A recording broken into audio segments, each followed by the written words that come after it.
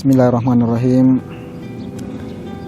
Assalamualaikum warahmatullahi wabarakatuh. Alhamdulillah. Alhamdulillahilladzi hadana lihadza wa ma kunna linahtadiya laula an hadanallah. Asyhadu an la ilaha illallah wa asyhadu anna Muhammadan abduhu wa rasuluh la nabiyya ba'dah. Allahumma salli wa sallim ala sayyidina Muhammad wa ala alihi wa ashabihi ajma'in, amma ba'du. Para pemirsa sekalian, dimanapun saat ini Anda berada, pertama-tama marilah kita menjadikan puji dan syukur kehadirat Allah Subhanahu wa Ta'ala yang telah melimpahkan rahmat dan taufiknya kepada kita sekalian. Salawat dan salam mari kita senantiasa kirimkan kepada junjungan kita yang mulia Nabiullah Muhammad sallallahu alaihi wasallam. Salah satu sifat yang terpuji yang harus kita miliki dalam rangka melaksanakan segala bentuk aktivitas kita di hadapan Allah Subhanahu wa Ta'ala adalah ikhlas. Begitu pentingnya memiliki yang namanya sifat ikhlas, jamaah sekalian. Seria jamaah-jamaah, man anti kamu battalakna, man anti kamu lumpuna, man anti kamu luina.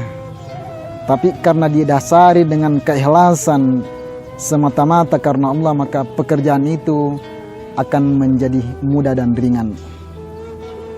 Mingka sebaliknya, mana anti kamu cak dina, sekecil apapun pekerjaan itu, mana anti kamu si dina, tapi manakala pekerjaan itu kita lakukan, kita kerjakan dengan terpaksa,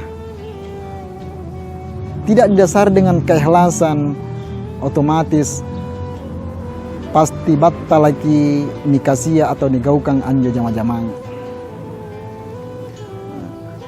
Begitu pentingnya yang namanya ikhlas, sehingga dalam salah satu hadis Rasulullah pernah menyampaikan, innallaha la yaqbalul amalu illa ma kana khalisan lillah. Sesungguhnya Allah tidak menerima amal seseorang, melainkan amal perbuatan tersebut haruslah didasari dengan ikhlas semata-mata karena Allah. Itulah sehingga Imam Al-Ghazali pernah mengatakan bahwa yang asena rupa tahu talla sekar tumpunan nilenua semuanya dalam keadaan celaka kecuali orang-orang yang mempunyai ilmu pengetahuan. Orang yang berilmu juga ternyata masuk dalam kategori cilaka kecuali orang yang mengamalkan ilmunya. Bahkan orang yang mengamalkan ilmunya pun masih termasuk dalam golongan orang yang celaka menurut Imam Al-Ghazali, kecuali orang yang ikhlas semata-mata mengabdi, melakukan perbuatan di hadapan Allah Subhanahu wa Ta'ala. Untuk mengetahui apakah perbuatan kita itu sudah termasuk dalam kategori ikhlas atau tidak, itu sangat tergantung kepada niatnya. Sebagaimana ada hadis yang populer yang sering kita dengar, innamal a'malu binniyat wa innama likulli imri'in ma nawa faman kanat hijratuhu ila Allahi wa rasulih fa hijratuhu ila Allahi wa rasulih wa man kanat hijratuhu lidunya yusibuha aw imra'ati yunkihuha fa hijratuhu ila ma hajara ilaih. Sesungguhnya amal itu sangat tergantung kepada niatnya. Nah, hadis ini menurut beberapa keterangannya ulama kita muncul atau yang menjadi asbabul wurudnya ketika Rasulullah mau hijrah dari Makkah ke Madinah. ada seorang laki-laki yang ingin juga ikut berhijrah. Hanya saja hijrahnya saat itu hanya karena ada seorang perempuan yang dicintainya yang namanya Ummu Qais. Makanya saat itu para sahabat silang sengketa, bersilang pendapat dan menanyakan, wahai Rasul, bagaimana kedudukannya hijrahnya ini laki-laki? Nah, saat inilah Rasul mengatakan, innamal a'malu binniyat. Terkait dengan materi kita ikhlas hari ini, ada sebuah kisah. Dulu ada seorang pemuda yang rajin beribadah, yang tekun beribadah.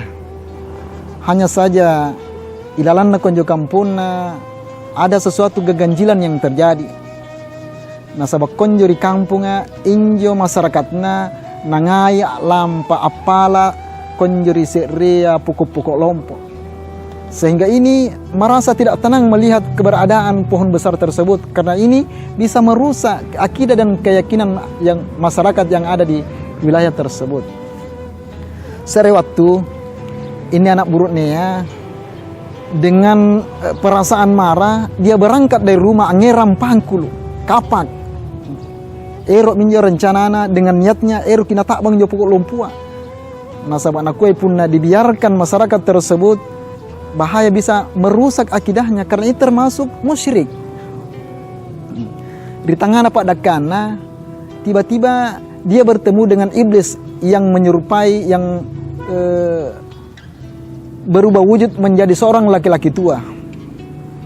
Nak kutak nangin anak muda ya, anak muda, lantai mai kontra ular kamu kucini. Nako inna loa la lampa antak bang jo pokok-pokok karena sebab ia menyampan raci keyakinan nakon itu mak kampung. Nah, saat itu ketika mendengarkan hal ini orang tua tersebut yang tak lain adalah iblis mengatakan, apa manfaatnya? Apa matu-matuna resesenu punal tak bangin jo pokok-pokok kak. Nah, kue Andre Montodo pokoknya tidak ada yang bisa menghalangi saya.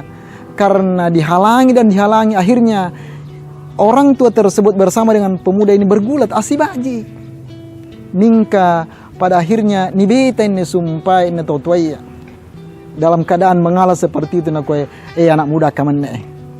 Nasaba lepa maki bergulat ini lepa maki siwak jun beta.